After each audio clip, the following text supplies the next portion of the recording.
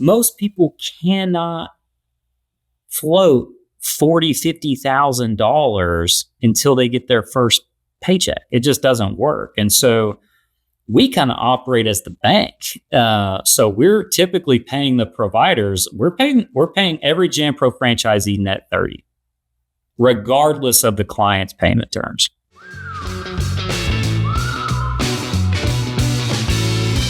This is another episode of Big Talk About Small Business. You want me to do that with you? Yeah, let's do it. Let's do it together, Nolan. Come on. Okay. This is another episode of Big Talk About Small Business. All right. We got that out of the way. Without Eric here, it's just never quite the same, but I appreciate your help. Oh, yeah. So tell us about yourself. Yeah. So, my name's Nolen Hughes. I am the president of Jam Pro of Arkansas and the Ozarks.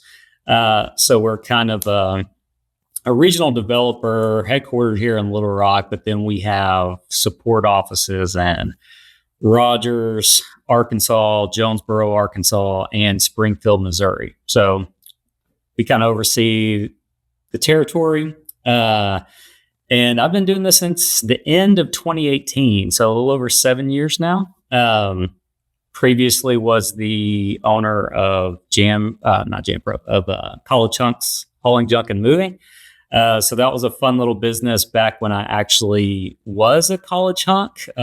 So started that business at 22. I've never been a hunk. Well, they did a good rebrand. So everyone kept asking so are all the guys really hunks? And so the founders built out an acronym where HUNK stood for honest, uniformed, nice, knowledgeable service. So you could always get away with, yes, we are all hunks. This is the value that we provide to the marketplace. So was that a franchise that you had? It was, yeah. So it was headquartered, or it still is headquartered out of Tampa, Florida, and we were franchise number 16 in the country. They now have over 200, if that tells you anything. They're one of the fastest growing franchisors, like 10 years in a row. Yeah. So how did you get into that? Well, so I was actually still in college at the time. So I was at University of Central Arkansas, business grad. And at the time, HP, Hewlett Packard, was probably one of the biggest employers at the time. So this is like 2009. A lot of my friends and fraternity brothers were basically looking at going into the corporate world, right? So HP was kind of a good launch pad for most of those guys. And me and my dad my dad has owned several businesses, and he stumbled across this article about junk removal franchising. And believe it or not, it's kind of mainstream now. People throw stuff away all the time. Storage units are like the biggest business in America right now. And so, but back in 2009, junk removal wasn't even a category, right? So the concept of paying somebody to throw your stuff away, especially in Arkansas, right? Where everyone has a truck, a trailer, that kind of stuff. It was very new. And so we were actually the first junk removal business in Central Arkansas. And it was kind of a tough learning curve for people to kind of grasp, the concept of paying a company to throw your stuff away, right? So, but yeah, so we just got into it, kind of an early adopter, kind of wanted to be the first mover in the market. Did that for 9 years, scaled it to basically 9 trucks. We basically added a truck every year for 9 years. And then we sold that in 2018. Yeah. That's funny, you say about Arkansas, especially here.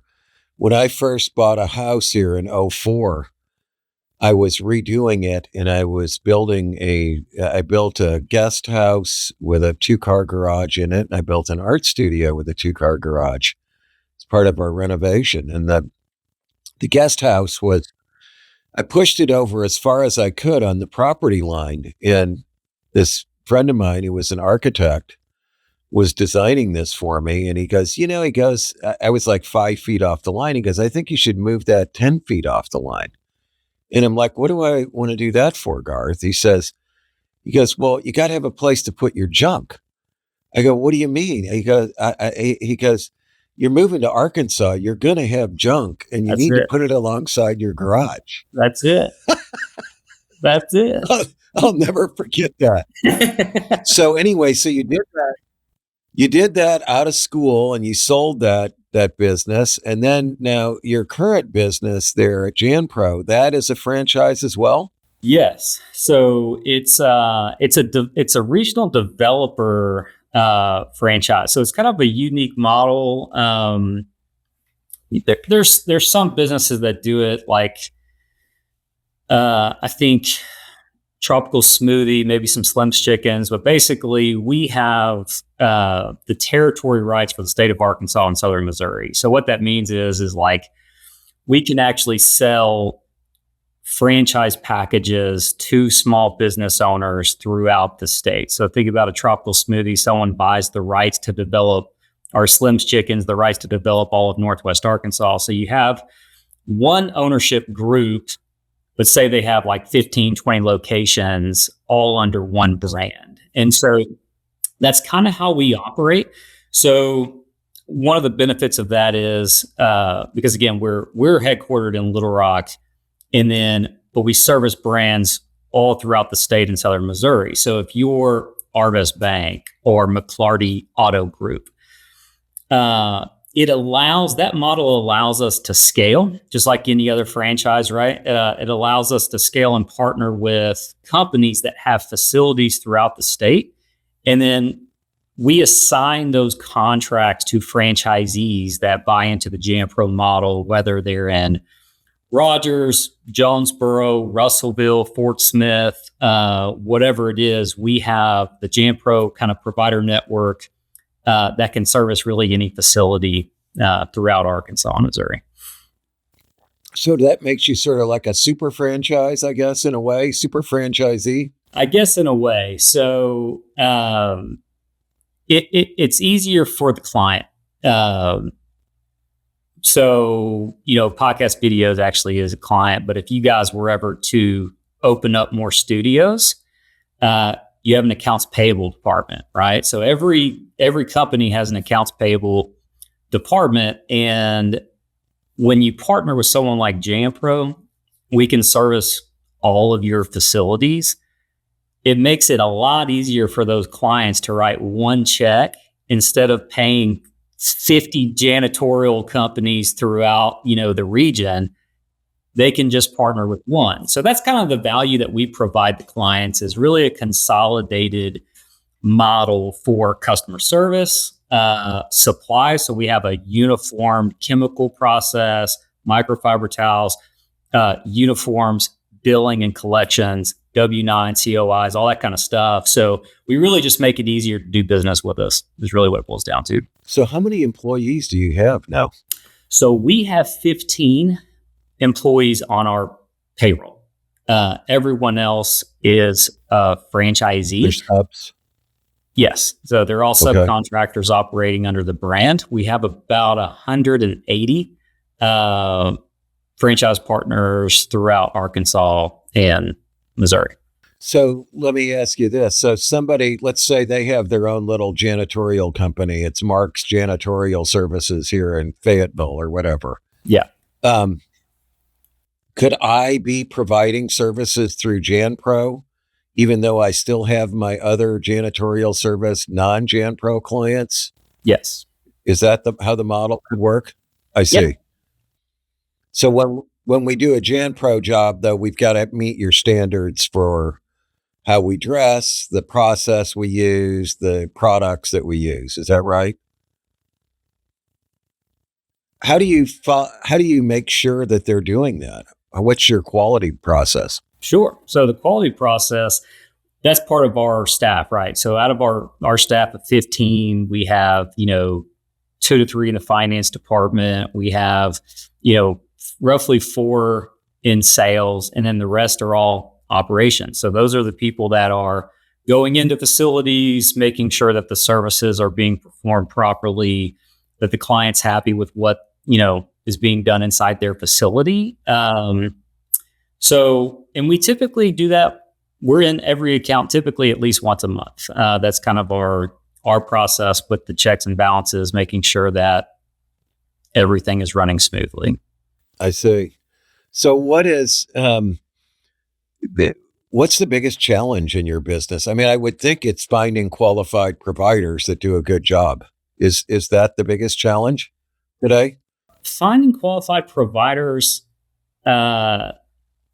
in certain areas is definitely a challenge. And what I love, and this is kind of part of my job as the owner, and really overseeing the growth and the strategy behind the growth. So it's been very interesting to see each market, even within the state and just above the state, into Joplin, Branson, Springfield, the Ozark territory. Every little area is super unique, even down to the wages, right? So what people are willing to work for in Bentonville is completely different than 70 miles south in Fort Smith, right? So Fort Smith, Van Buren, it's very interesting. So my dad founded Janpro Central Arkansas in 2005. I was like 18 years old coming out of high school when he opened up this. And then in 2018, when I came back into the business as the general manager, one of the first things I did after kind of getting our systems, up to speed was to open up an office in Northwest Arkansas. So we did that in 2019. Sure. It's and the that has biggest gone and hottest market, I'm sure. Oh yes, and in hindsight was one of the best decisions I've ever made, was to spend a lot of time, money, and resources to develop that area. And then we opened up the Jonesboro market, and that's the whole northeast side over to Memphis. And then in 2022, we opened up the Springfield, Missouri office, so covering Branson and Joplin, Missouri. And so, so in 7 years, we've opened up 3 additional kind of territories. It is all due to customer demand, right? So we have customers in one market. So think of like a lot of logistics. Logistics is big in Arkansas. So when Ryder or Penske, they open up a hub, they're all hub and spokes, right? So whenever they open up a hub in Joplin, we're able to kind of move with that customer. And that's what kind of has created this organic growth since the 7 years that I've been here. So do you all just do office, or do you also do industrial facilities? We will do any commercial facility. So that could include a manufacturing plant or a food plant. Do you do any chicken processing plants and things like that? Because that's a real specialty. Yeah, I think our most interesting client is Remington Ammunition in Lone Oak, Arkansas. It's like, their own municipality. They have their own water treatment plant out there. And it's terrible. So it's like they got a lot of calcium, iron in the water. So it's really hard water. And so it leaves those water marks and stains on the urinals. You know what I'm talking about? Those like streaks, the heavy water. And you just can't keep it clean at all. So we spent a lot of time just maintaining that, I think that was built in like the 50s or something. It's a really old facility. So that's probably one of our larger, more challenging properties that we maintain. That's interesting. So what is the business form of ownership at this point? Are you the owner? Is your dad still the owner? Are you partners in this deal? What's the structure? Yeah, great question. So I was not an owner until 2024, I believe. So I was just kind of operating as the GM. My dad and his wife owned the business, and through our transition, estate planning, we were, without getting into the weeds, we were a C corporation for a while because my dad's wife rolled over her 401k to buy out my dad's previous partner. And so we were kind of in this interesting business structure. And my dad was like, hey, if you undo this C Corp deal, and then we will gift 25% of Rebecca's stock to you post transition because it was going to save that much money in taxes over a period of time. So, in a C corporation, you can't really take distributions. So there's a lot of, we had to do annual reporting, with the IRS and all kinds of fun stuff with that 401k plan. So we undid that, I think in 23, something like that, 2023, 2024, transitioned back to an S corporation. And then the stocks were kind of, the stock percentages were redistributed where my dad, Dave, owns 75% of the business. We paid Rebecca out her remaining shares, and then I had 25% of the business. I see. Well, you know how a lot of small business owners deal with C Corps, though, is they just bonus the money out. And so they don't show any corporate tax obligations. I mean, I'm just saying that's typical of how it's done, in my experience. You can get in trouble doing that with the IRS if those distributions happen to match your proportional share of ownership. Then it is considered as guy's dividend. But it is a typical way businesses deal with that problem. Yeah. Well, it's just one additional layer of complexity that we really just didn't want to mess with. So sure, makes sense. So where are you going with this business next? What's the plan? Well, that's a great question. The plan is to continue making incremental improvements. We've done a lot of big swings through the 7 years, opening up, kind of some new markets that were yet to be developed. The way the JanPro model works is most of the metropolitan areas are already owned by, a developer, right? So I think the future would either be the only open territories that have not been developed anywhere close to us would be like Des Moines, Iowa, I think is one market that's never had a JanPro in it. And there's not a lot. So I've looked at Des Moines, Iowa. I actually got my pilot's license this last year, just so I can kind of hop, skip, and a jump to kind of these different areas that we service. And so I was like, well, it was a deal I made with myself. I said, I am not going to buy Des Moines, Iowa, unless I can fly there myself, because there's not an easy flight to Des Moines, Iowa. There's not a direct flight to Des Moines from Little Rock. Yeah. So I was like, I can't do business there if it's going to take me a day to get there. So yeah, we're just making incremental improvements. This year is a lot of, we've elevated quite a few of the staff as far as their roles and responsibilities. So we're still doing quite a bit of development. Our average age of our 15 employees is like 34.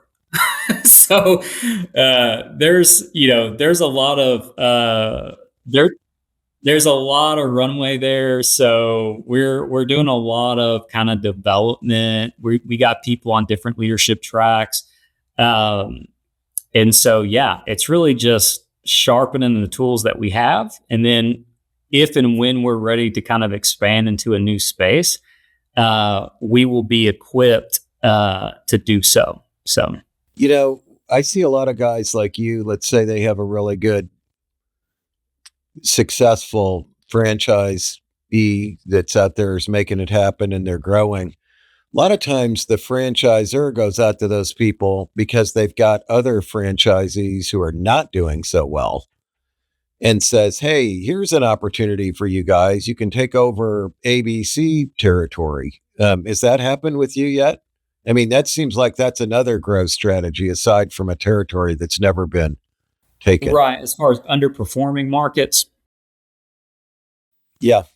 yeah. And the corporate wanting to hand them over to an operator who knows what they're doing.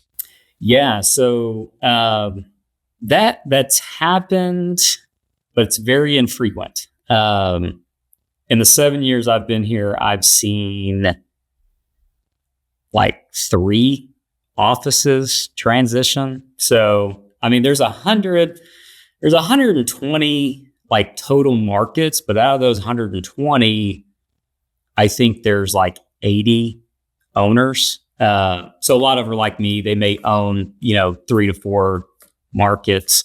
And then like, cause there's a few state developers like Mississippi, Louisiana, Alabama, a lot of the smaller kind of more rural states, they develop the whole state similar to us. But, yeah. So one that's actually on the table potentially would be the Shreveport, Bossier City market in northern Louisiana. So we do work down in Texarkana, El Dorado. So we're getting close. Yeah, we're getting close. And so again, from a synergy perspective, if we could have one really good salesperson out of, Shreveport and then just run appointments as needed through like Texarkana, El Dorado, you get a lot of synergy with that. So you really only need one person that's really good at sales to develop a territory from a sales perspective. And then you have to have the operations team that supports that growth, right? So you sign a client, someone's got to hold that person's hand through the process, right? So that's where our operation team come in. They make sure that they're putting the right provider into that facility who's really going to take ownership of that project. So where we have tend to fail, going back to finding good operators, you could really push the limits of an individual who's looking to grow a cleaning business. And then you give them something like a Remington or something like, a Top Golf, one of these big high traffic areas. It's just like, they're most likely going to fail unless they have a ton of hand holding and education throughout that process. Cause again, going back a lot of times, these small business owners, they don't know how to hire people. They just don't, they've never done it. And so I think that's probably the biggest challenge to what I'll call mom and pop businesses is that they don't have the tools and resources or the education and experience to actually grow a business and hire and understand the paperwork that's involved. And so that's why the partnership with JamPro is so vitally important, because we do have those tools, resources, and education to take people from here to here to here, should they choose to do so. Yeah, you basically teach them how to run a real business instead of just make a living with their family members or friends or whoever they have working with them, right? Yeah, that's exactly it. So back on the whole franchise thing, I think it's very interesting that, a lot of people don't really understand that buying a franchise is one of the doorways to entrepreneurship. I mean, if you look at entrepreneurship education, which I'm part of here, at the Walton College, it tends to be all geared around a cold start, inventing something new, starting a business from scratch, raising outside equity capital, all those things. But in reality, you can go buy a business. That's an entry point to entrepreneurship, or you can buy a franchise like you guys did here. What, in your business, let's just take the cleaning business. What are some of the advantages of owning a franchise? And now that you know all that you know, I mean, is it still worth being part of a company like JanPro? That may be difficult for you to answer, but I mean, at some point, you've sort of learned all the tactics, techniques, you've got the tools down, you've developed your own sales force, yada, yada, yada. Does the franchisor still provide you with value? I guess that's the question. Yeah, that's a great question. And I think just like with anything, time dilutes value. It's super valuable when you're first getting started, right? It's because you don't know what you don't know. Getting into any business and going back to the franchise question, I think it's also very industry specific, right? So if you're a Slim's Chicken and you can get access to the brand, access to the playbook, you can buy chicken at a super discounted price than what you could as a independent, chicken restaurant. So you get all of the synergies that the franchisor is developing out. And so I think it's worth it, depending on the entrepreneur, right? And depending on what they're willing to give up. So when I was at College Hunks, the best thing about that franchise model for me was understanding culture, and like core values. They really did. And I'm a marketer at heart. Like I love marketing. I love branding. And College Hunks was probably still is one of the best companies in the country at branding. They do a phenomenal job, and they just have fun doing it. And the different teams within the network are awesome. Now, some of the constraints were you had to use their call center, right? And so, and like what I was saying earlier, just within Arkansas, you have different subcultures, we'll call it.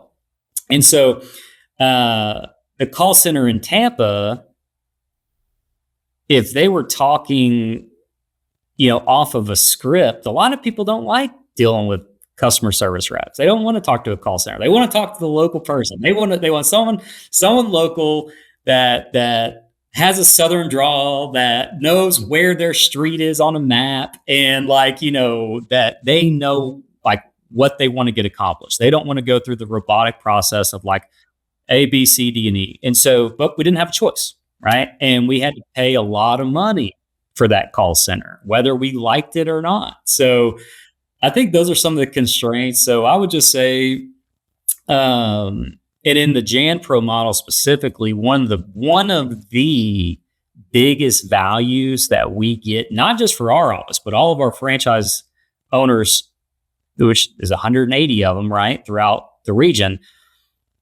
we have a supply program that is national. So it's something that JanPro International kind of puts in place. What that means is, if you're in Gentry, Arkansas, and you need to go buy a mop or whatever it is, a trash can dolly, you would typically have to go to a retailer and buy that at whatever the cost is. Because we're spending tens of millions of dollars through these certain vendors, we get very discounted wholesale pricing. And so our network gets better pricing. And what's even better is they could put it on their JanPro account, meaning they get the value of the float of the money, right? So if we're servicing the month of January and you're not going to get paid until February for the services that you provide by the client, well, you buy a mop bucket in January, Well, you're technically not paying until, your check hits in the next month. So there's a lot of streamlined benefits to cash flow management. And that's just another tool that we kind of provide that's a really, really big value to the franchisees. I can see that. I mean, but it's still, if you're working for some of these commercial clients, they're bound to be some slow payers that are like 60 or 90 days, I would guess, right? These bigger companies. And Oh it's yeah, they like probably, to I use mean, how do you mitigate that? that's that's a that's another reason why a typical mom and pop can't do business with companies like P&G or Walmarts of the world, Tyson's. Yeah, because they're all paying 90. We're getting paid by some customers on 120 days, and that's the term. You can't do. Most people can't do it, especially when you're talking about, say, a $10,000 a month client, and you get put 40, 50 grand in arrears, and you got payroll the whole time. You got to pay your people every 2 weeks or, twice a month, whatever it is. Most people cannot float 40, $50,000 until they get their first paycheck. It just doesn't work. And so we kind of operate as the bank.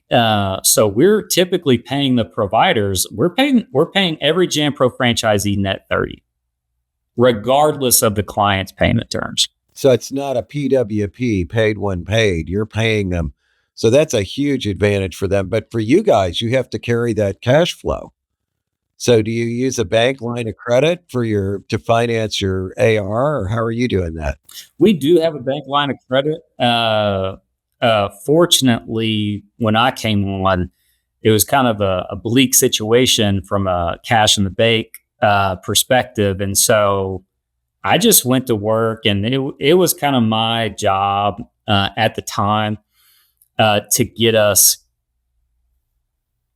financially healthy. We were not in 2018. So fortunately, we have not had to draw our line of credit very often, but yeah, we do have one. So you're just financing it with your own working capital that you've got invested in this business. It's just part of the cost of the business, that amount of capital that it takes. Well, it's the cheapest way to do it if you have it. Yeah. I see. Well, that's interesting. Back on franchising, and, you use the slim chicken model or slim chickens. I can't even remember what the name of it really is, but we all call it slims. It seems like one of the advantages of a franchise like that is if you open the doors, people are going to line up because they know the product already. They like it.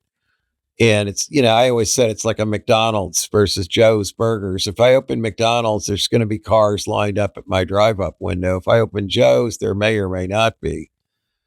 But with a deal like JanPro, I mean, I'm not sure that brand has necessarily the same value. It's not like everybody knows JanPro. I mean, I'm not saying that there's not awareness of it, but it's kind of a different game, it seems to me. It's a as far as the franchise goes. Well, you got to think, how many franchises can you rattle off that are B2B? Yeah, that's true. Right. So everyone knows these other brands because they are marketing everybody. The whole world is a customer. In our world, out of the population of Arkansas, which is like, I don't know, 3.5 million, I would say 1% of that population is a decision maker for the janitorial facilities of their building. I mean, it's like nobody. It's nobody. It's nobody. That's why no one knows of JanPro, because no one needs to know about JanPro. We're like a utility bill. We're like a light. You just turn it on, you come into work, you got a clean building. No one even thinks about it. No one thinks that someone actually showed up after hours with a vacuum cleaner and scrubbed the toilets the night before. Nobody thinks about it. And so, but going back to the value, I'll tell you what the value is. It's real simple. National accounts payable. So again, if we're trying to find yay people in the marketplace, go back to Slim's, go back to really any company that has multi-site facilities. JanPro, again, so there's regional accounts, like we support, say, First Security Bank, and we clean all of their banks in Central Arkansas.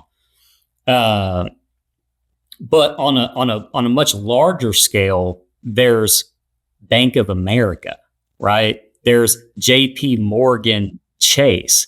And so just like we're working with the local facilities director on a regional contract, there's people working on national contracts, right? So like every bank coast to coast. And so one of the big values with JanPro as a franchisee is we get opted in to this network similar to our franchisees. They get opted in. So if we pick up a First Security Bank and you happen to be the franchisee in Van Buren, Arkansas, you just got an account and you didn't even have to do anything for it. You just had to be a part of the JanPro network, similar to us. So anytime there's a national account sold, and we just picked one up called First Franklin, never even heard of it. First Franklin, some kind of regional financial institution, primarily in Tennessee, Mississippi, and Louisiana. They happen to have one account in Texarkana, Arkansas.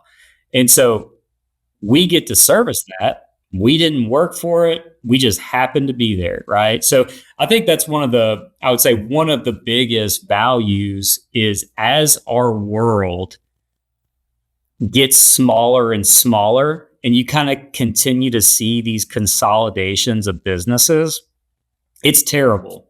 It's terrible for everybody involved. These acquisitions, mergers, and all these smaller companies getting gobbled up. It is a terrible economic forecast for the nation. But it's beneficial to the larger players, right? So they get savings, they get costs, they get synergy, and then they have the same problems. Well, crap, we got to clean all these offices that we just bought. They're dealing with 15 vendors or 20 vendors. They want to consolidate, right? So it's like ultimately JanPro is in the best position to continue to grow in as our world evolves. We're dealing with less and less decision makers. Period. I mean, it makes total sense. It's just a fact. And so if you're dealing with less and less decision makers, who do you want to be? Do you want to be a mom and pop cleaning business? No, you don't. You're going to be squeezed out. Ready to level up your show? At podcastvideos.com, we offer industry-leading recording and expert marketing to help your show reach more listeners. From creation to distribution, we've got you covered. Visit podcastvideos.com and elevate your podcast today. Yeah, it makes total sense. So now back on your father. Yeah. He obviously is a fan of franchises. He's had two of them that we know of, College Hunks and then JanPro that he bought. Does he have any other franchise operations that he's bought into? No. And he actually wasn't a part of College Hunks. Going back to lines of credit, JanPro actually just funded the startup of College Hunks through a secured line of credit or CD. So JanPro put 50 grand into a CD. That bank loaned me 50 grand to buy a franchise. That was the collateral. Yeah. And so, and believe it or not, I mean, we started the whole College Hunks business with 50 grand. Like that's it. That's all the money that was invested in that entire business was $50,000. So you could not do that today in 2026. But yeah, so my dad and I was going through kind of some of the questions that were potentially going to be asked on this morning's call, and one of them was, one of the biggest mistakes you made early on that ended up, being, I guess, valuable or a lesson that you were able to take away.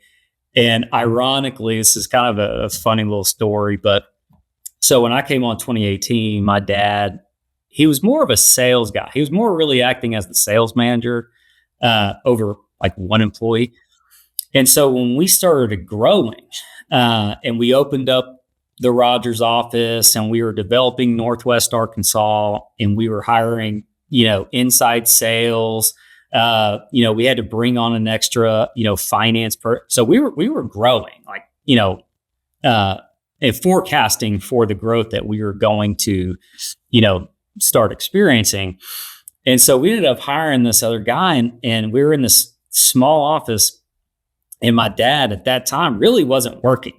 Like, he hasn't really worked since early 2019. And so, but he was the owner, right? He had his office. And one day I went to his house because he wasn't at the office. But I said, "Hey man, I really hate to ask you this, but you think I can have your office for a new hire that we're bringing on? We don't really have the space, and you're not using it. So I kind of figured we could just take it if you were cool with that." And I think it was kind of met with mixed response. Rightfully so. Getting edged out of his own business, and so I was like, I said, "You don't have to do this." I was like, "You don't have to do this. Like, we can get some cubicles and put them out on the floor or whatever. It's your call." And he was like, "You know what? Yeah, that's fine. I don't really, I don't need to be taking up space that I'm not using." And I said, "Okay, great." And so even then, and especially now as I've kind of matured, that was a really dumb thing for me. Very disrespectful thing to do to the owner of the business. And I'm such a pragmatic guy that it was like kind of worth the risk, if that makes sense. Like, it was like, because I was running the business. And so this is what I learned from that. And I think the lesson that I took away from that was you really can't serve two masters. Like, you really can't. And while it was a bad thing, it ended up being a good thing, because there for about a year and a half, there was a house divided. It's hard for you to be the boss with him there. Right. And even if he wasn't there, he had employees that he had hired, right, to do a job. And then I come in and then I hire my own employees over here. And it created this tension. And I had a sales guy tell me that he wasn't going to listen to me, that he was hired by Dave and that he didn't have to listen to me. I was like, "What?" I said, "I'm like, are you serious?" And so, a couple months after, my dad had exited the building, we had a come to Jesus meeting. And I said, "Here's the deal, buddy." And this guy's like 50 years old. I'm like 34. And I go, "Here's the deal, buddy. I'm in charge. All right. And I'm running this company. And you're either going to get on board with where we're going, or you're going to see yourself out the same door." that they went out of. And I said, the choice is yours. And he's still with us to this day. He's still one of our top performing salespeople. Oh yeah. But I mean, it changed the culture. It changed when there's no longer a power struggle or someone to serve. You get a unified vision and a unified culture. And then you got the bus or the plane. It's all moving and everyone's moving in the same direction. And so that was a big kind of takeaway that I learned. And it's super difficult with family. I mean, family businesses, it's even worse, right? Everyone thinks it's nepotism or, he's not qualified or whatever it is. Fortunately, I was, but that is a very interesting and not uncommon situation in family businesses. That's called unity of command. That's the management term. If you remember from your UCA education, each person should have one and only one boss. And you characterize that really well. And it's very typical, when you've got like husbands and wives in the business, who do they listen to? And, father, son, whatever. Commonly the oldest one is the one that everybody assumes is the leader they have to listen to. And obviously in your case, you took over this business and you're running this business, but yeah, stuff gets easier to deal with the older you get. There's no doubt about that. Yeah. And what's crazy about those family, business statistics, it's pretty insane, right? So you have 100 businesses that start in a year, for example, 50 of them will be gone within 5 years, right? So you're left with 50. Out of those 50, say they're all family businesses, 30% will successfully transition to a second generation owner. So out of the 100, you're down to 15, right? 15's left. And going from a second to a third generation, you're left with 1.8 businesses left going into the third generation. So my goal is hopefully to get it to the third generation just for shits and gigs, we'll call it. So when you were a little kid, were you like one of those guys who was a hustler, always trying to do stuff to make money? Oh yeah. Yeah. I think my first stage at entrepreneurship was going to Sam's and getting like the bulk, like double bubble, like the big tubs. They used to sell them. I don't know if they still do, but they used to sell the big tubs of double bubbles. And I'd be flipping them, selling them by the piece. Bundle, 5, you get a little discount if you get 5 or 10 at a time, So yeah, I would say that entrepreneurship was there pretty early on. Sounds like it. I'm not surprised just based on what you told me about yourself.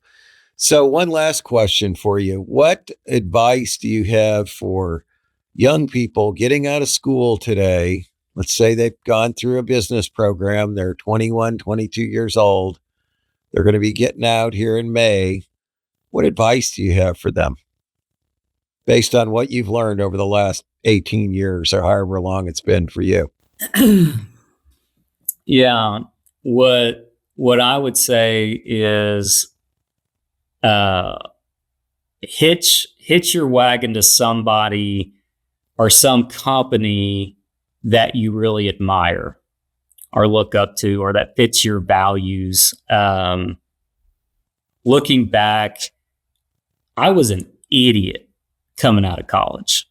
Like, you're talking about a 21, 22, maybe 23 years old, and you think you can just go into the world and conquer it. And, to some degree you can, right? I mean, I feel like I did.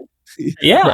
I feel like I did really well coming out, stepping into a franchise, but, there's nothing wrong with being number 2 or number 3 on a journey, especially if you can learn. The whole goal in life, the way I see it, is to fail early, right? To fail early and fail enough to where, I think as Matthew McConaughey says, kiss the fire and still come out whistling. You got to kiss the fire, but you still have to come out whistling, right? Which means you can't get totally burned. And so going back to statistics, I mean, half of these people starting anything are going to fail. And so I think my advice going into it is going into the understanding that if you, number one, if you can even attempt to start a business, you're better off than like 99% of the world. Most people can't. Most people don't have the resources. They don't have the financial resources. They don't have the educational resources. So if you're in those percentage of people coming out of college, the mindset you should be having is how like grateful you should be. Number one, either to yourself or to your parents or whoever was able to kind of help you out in that journey. And then be lucky enough to start something. I forget the statistics around it, but I think it's 14%. 14% of Americans will ever start a business. I think that's right.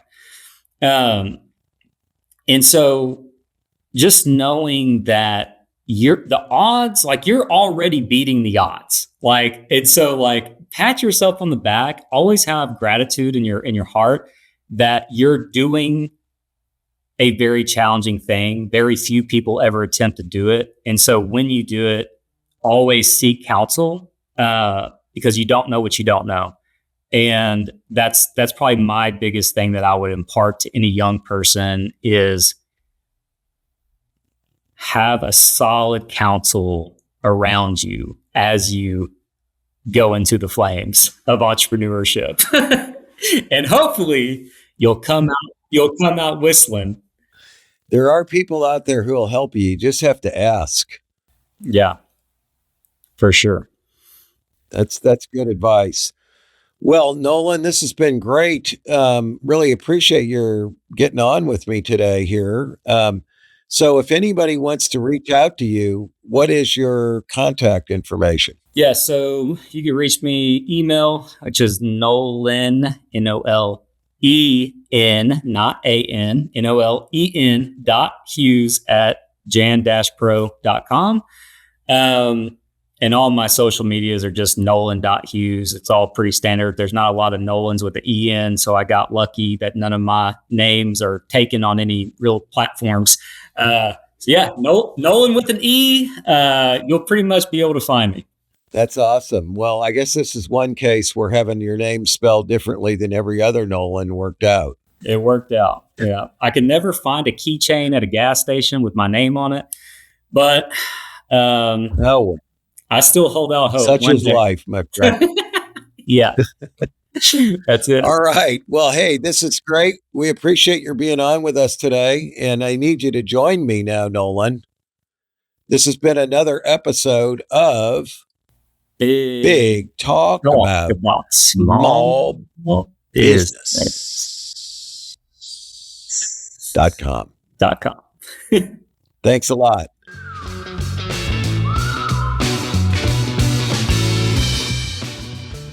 Thanks for tuning into this episode of Big Talk about small business.